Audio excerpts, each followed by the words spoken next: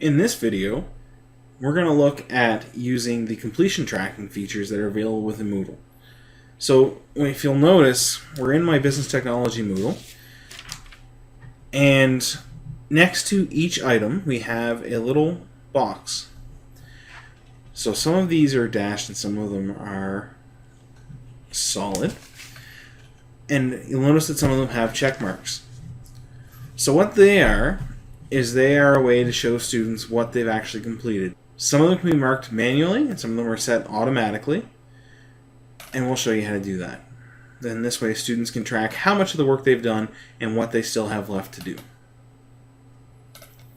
So first thing we're going to do is we're going to go have a look at our settings. So under course administration, we're going to go to edit settings, and instead of scrolling, why not just do a control F to find, and I've already started it here, so completion. And we've got our completion tracking under student progress. And right now it's set to enabled. By default, it'll be set to disabled and not shown in activity settings. So we're going to leave it on enabled. Scroll down to the bottom and hit save changes. When we go to add an activity or a file or anything else, so we're actually going to go into our editing, so we're going to turn editing on. So we'll take, for example, our final assessment study guide.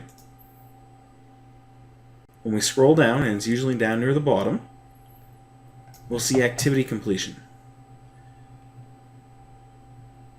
And under completion tracking, we have a couple different options. We have students can manually mark the activity as completed.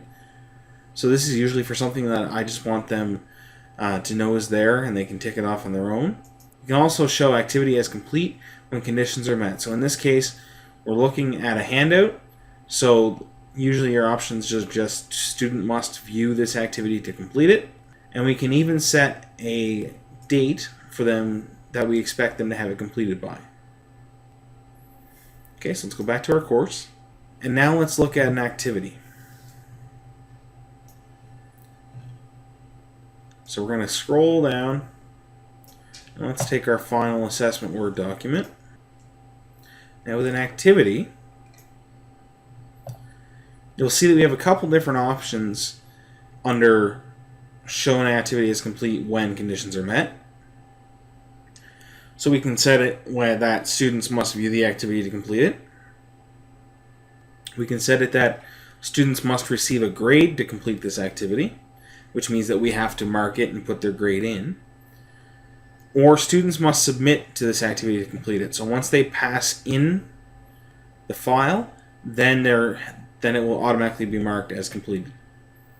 All right, and this is usually what I do. That way, if students are trying to get caught back up, their progress is updated as they go before I get a chance to even edit it. Okay, we'll go back to the course and let's have one last look at a discussion forum.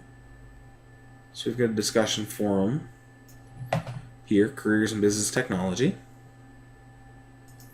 We'll check the settings on this one.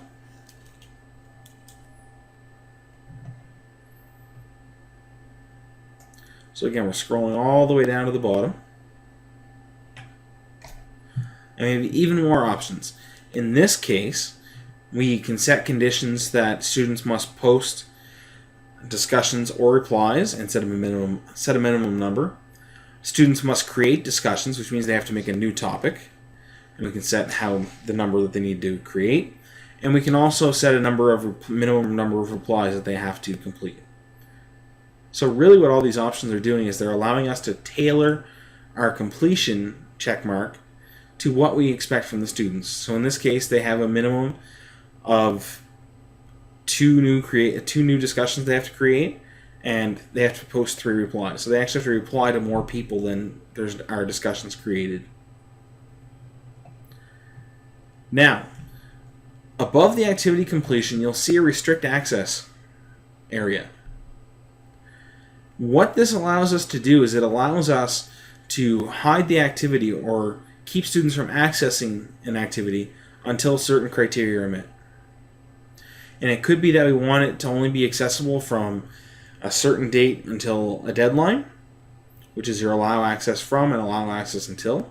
We can set it so that a grade must have been received, or minimum grade must have been received on any of the above assignments. We can set it so that only certain users can access it.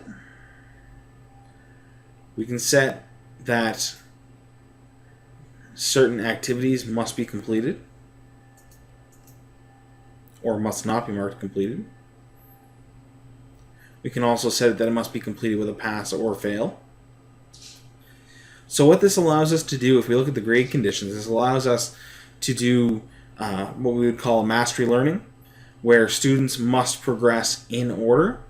So they can't just jump from one activity to the other. They have to complete the previous activity in order to move on to the next. The user field, if we have students who are struggling, or a few students in particular who are struggling, we can give them an extra activity or two that they can practice on, and without having it show up for other students. This also works for students who are maybe ahead and need some differentiation.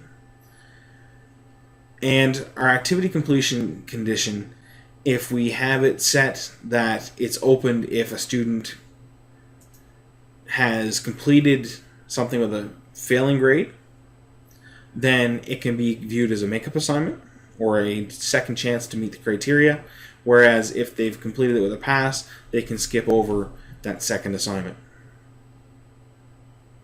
And then of course we can set it that before activity can be accessed, we can either hide it entirely or show it but gray it out so that students can't actually access it.